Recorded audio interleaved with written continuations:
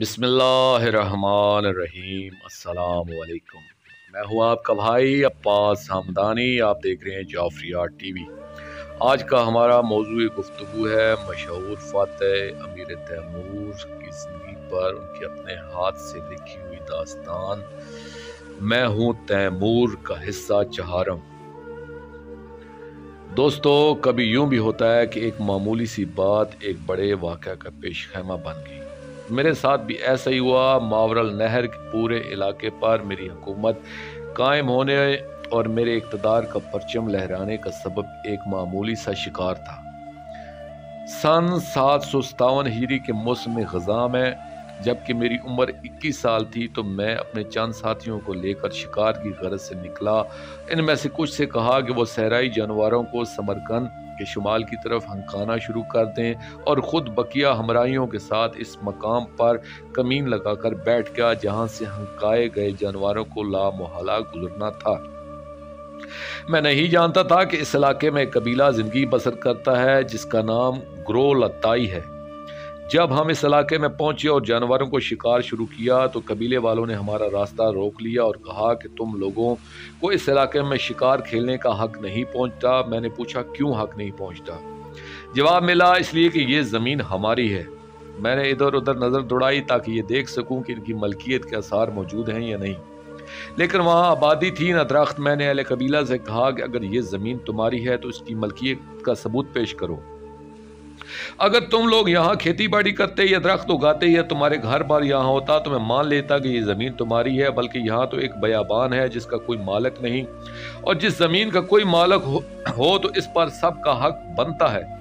फिर भी अगर तुम्हारे खैमे यहाँ नस्ब होते तो ये माना जा सकता है कि तुम लोग सहरानशीन हो, ये तुम्हारे रहने की जगह है, लिहाजा किसी बिना पर इस ज़मीन की मलकियत का दावा करते हो।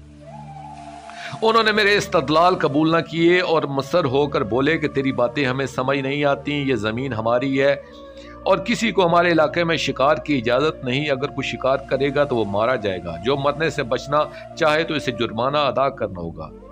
हम इस शिकारगाह में सिर्फ 7 आदमी थे और इनकी तादाद 50 से ज़्यादा थी। अगरचे मेरे सिपाही इस इलाके में मौजूद थे लेकिन हमसे बहुत दूर थे और बर वक्त हमारी मदद नहीं कर सकते थे। 6 अफसरान जो मेरे साथ थे, इन्हें मुझ पर बहुत एतमाद था। वो जानते थे कि मैं कितना निडर और बेबाक हूँ।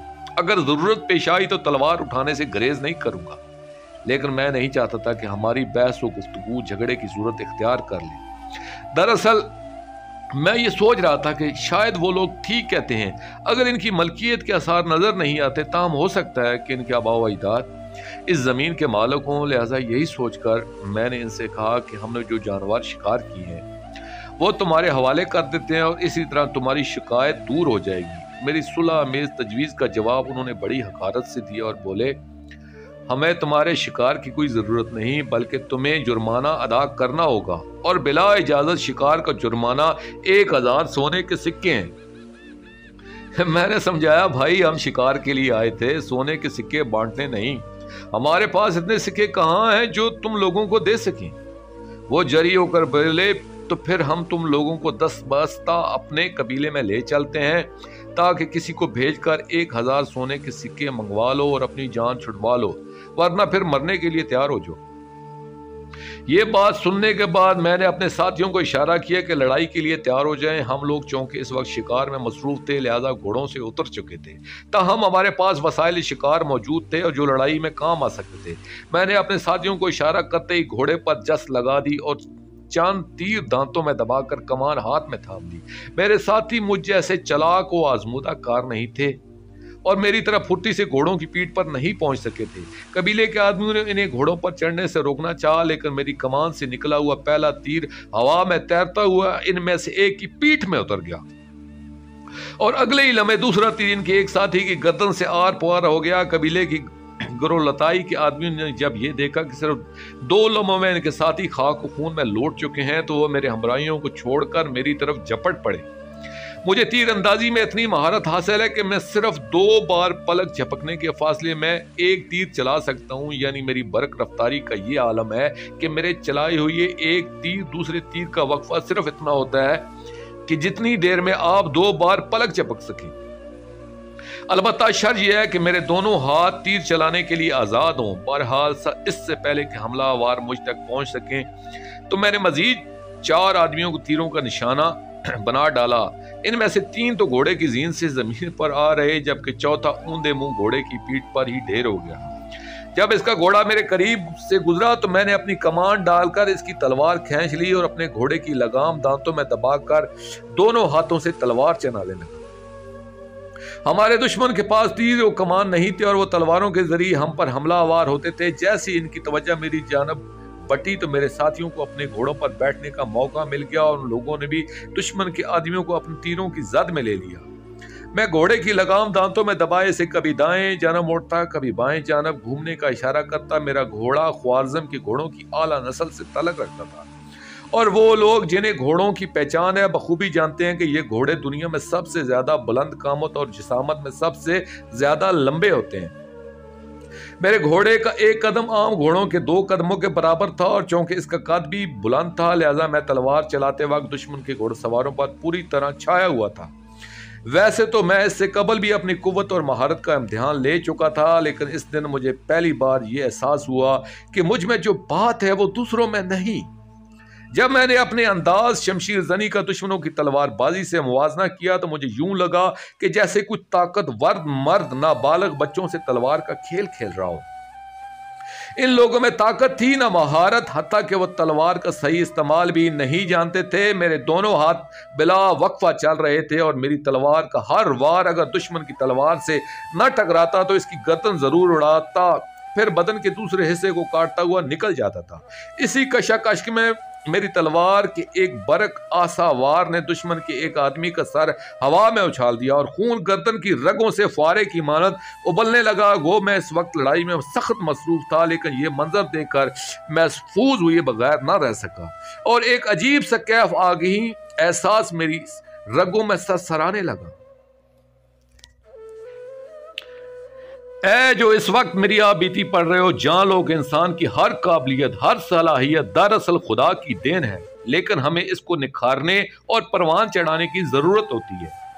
دونوں ہاتھوں سے تلوار چلانے اور برق رفتاری سے تیر اندازی کرنے کی میری صلاحیت اگرچہ خدا داد ہی ہے، لیکن اگر اس صلاحیت کی صحیح پرورش نہ ہوتی اور میں اسے نہ نکھارتا تو آج میں بھی عام انسانوں کی طرح کا ایک انسان ہوتا۔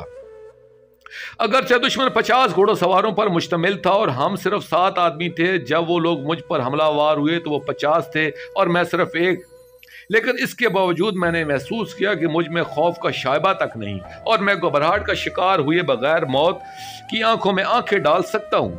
میں نے اس دن یہ جان لیا کہ دلیری اور بہادری اسی میں ہے کہ انسان موت کو اپنے روب پا کر بھی بلا خوف و جھجک اس کی جانب قدم بڑھائے، اور ڈر ڈر کر موت کا مقابلہ کرنے والا انسان بہادر کہلانے کا مستحق نہیں ہوتا۔ بہرحال جب کہ میں تن تنہا تلوار چلانے میں مصروف تھا، دوسری طرف میرے ساتھی گرولتائی کے آدمیوں کو اپنے تیروں کا نشانہ بناتے رہے۔ میں نے محسوس کیا کہ وہ لوگ دشمن کے قریب آنے سے کتراتے رہے ہیں، غالباً انہیں ڈر ہے کہ کہیں تن بتن لڑائی پر مجبور نہ ہو جائیں۔ پھر بھی ان کی تیر اندازی میری بہت مدد کر رہی تھی اور دشمن کی تعداد آہستہ آہستہ کم ہوتی جا رہی تھی۔ پھر دفعتاً قبیلے کے آدمیوں پر خوف و دہشت طاری ہوگی اور وہ ایک ایک کر کے فرار کی راہ اختیار کرنے لگے۔ ہم نے ان کا تعاقب نہ کیا کیونکہ ہم جانتے تھے کہ وہ اپنے قبیلے کی طرف جا رہے ہیں، اور اگر ہم ان کا تعاقب کریں تو ہو سکتا ہے ان کے قبیلے کا سامنا کرنے پر مجبور ہو جائیں، اور پورے قبیلے سے ٹکر دینا فی الحال ہمارے لیے ممکن نہیں تھا۔ دشمن کے 22 افراد زخمی یا بے جان حالت میں زمین پر پڑے ہوئے تھے۔ ہم نے ان کے گھوڑے اور سامان ضبط کر لیا اور سمرقند کی طرف روانہ ہو گئے۔ میں اس دن تک اپنے بارے میں یہ ضرور جانتا تھا کہ ایک بہادر، بے باک اور جنگی فنون کا ماہر انسان ہوں، لیکن اس لمحہ میرے اندر شدت سے احساس پیدا ہوا خدا نے مجھے صرف فرما روائی کے لیے پیدا کیا ہے، اور اگر میں خدا کی اس ودیت سے فائدہ نہ اٹھاؤں تو کفران نعمت جیسے گناہ کا مرتکب کہلاؤں گا۔ لہٰذا میں نے اپنے آپ سے کہا، اے تیمور، جب تو اتنی طاقت اور جسارت کا مالک ہے تو ایک چھوٹی سی فوج کی سرپرستی پر ہی تکیہ کیوں؟ اگر تو اس محدود زندگی پر اکتفا کرے تو ایسا ہے جیسے خدا کی نعمتوں سے فائدہ اٹھانے کی صلاحیت نہیں رکھتا، اور تیری مثال ایسے شخص کی سی ہوگی جو بقول سعدی شرازی ایک بڑے گنج کا مالک ہو لیکن خود بھوکا بسر کرے۔ تیرے جد اعظم چنگیز خان میں تجھ جیسی آدھی صلاحیتیں بھی موجود نہیں تھیں، لیکن وہ دنیا کی فرما روائی تک پہنچ گیا، لہذا تجھے ایسے مقام تک پہنچنا چاہیے جو چنگیز خان کے مرتبے سے بھی بالا تر اور عظیم ہو۔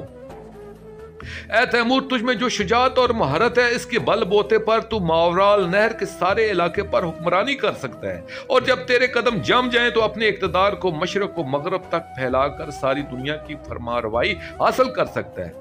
اور اسی طرح جب میں شکار سے واپس لوٹا تو ایک نئے انسان میں بدل چکا تھا، اور میری سوچوں کا دھارا نئی ڈگر پر چل نکلا تھا۔ دوستو، باقی واقعات آئندہ آنے والی ایک ساتھ میں پیش کیے جائیں گے۔ یا ربا محمد و آل محمد صلی اللہ محمد و آل محمد وعجل فرج آل محمد صلی اللہ علیہ وسلم۔